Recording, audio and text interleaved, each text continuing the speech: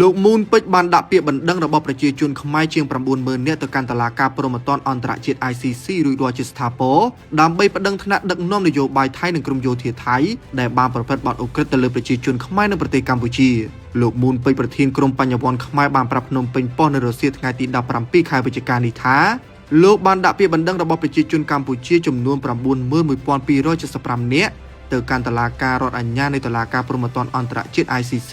ដែលមានទីស្នាក់ការនៅទីក្រុងឡាអេប្រទេសហូឡង់រួចរាល់ជាស្ថាពរលោកមូនពេជ្របន្តថាពាក្យបណ្ដឹងទាំងនេះមានចំនួន35ទំព័រដោយមិនរាប់បញ្ចូលបញ្ជីឈ្មោះអ្នកគាំទ្រឡើយនិងបានដាក់តាម3វិធីសាស្ត្ររួមមាន Online Submission Portal របស់តុលាការ ICC និង Email ផ្លូវការរបស់ការិយាល័យរដ្ឋអាជ្ញានៃតុលាការ ICC និងផ្ញើតាមប្រេសនីយ៍ទៅកាន់ការិយាល័យរដ្ឋអាជ្ញារបស់តុលាការ ICC ប្រធានក្រុមបញ្ញវន្តខ្មែរបញ្ជាក់ថាការដាក់ពាក្យបណ្ដឹងទៅកាន់តុលាការព្រហ្មទណ្ឌអន្តរជាតិ ICC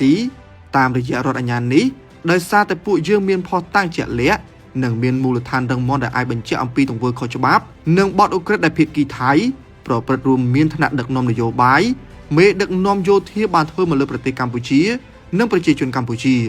លោកបន្ថែមថាការដាក់ពាក្យបណ្ដឹងនេះគឺមិនស្ថិតក្រោមហេតុផលនយោបាយឡើយគឺធ្វើឡើងដើម្បីការពារយុត្តិធម៌សេចក្តីថ្លៃថ្នូរនិងអធិបតេយ្យភាពរបស់មាតុភូមិនិងសម្រាប់គោលបំណងចម្បងមួយទៀតគឺឲ្យអ្នកដែលបានប្រព្រឹត្តបទឧក្រិដ្ឋទទួលខុសត្រូវចំពោះមុខច្បាប់អន្តរជាតិលោកមូនពេជ្របានលើកឡើងថាកិច្ចការងារនេះអាចប្រព្រឹត្តទៅបានដោយមានការគាំទ្រពីក្រុមបញ្ញវន្តខ្មែរ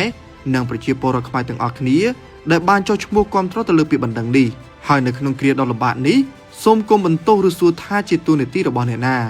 យើងត្រូវសួរថា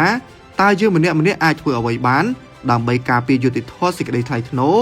សន្តិភាពអធិបតេយ្យភាពនិងសិទ្ធិជាមូលដ្ឋានរបស់ជនជាតិយើង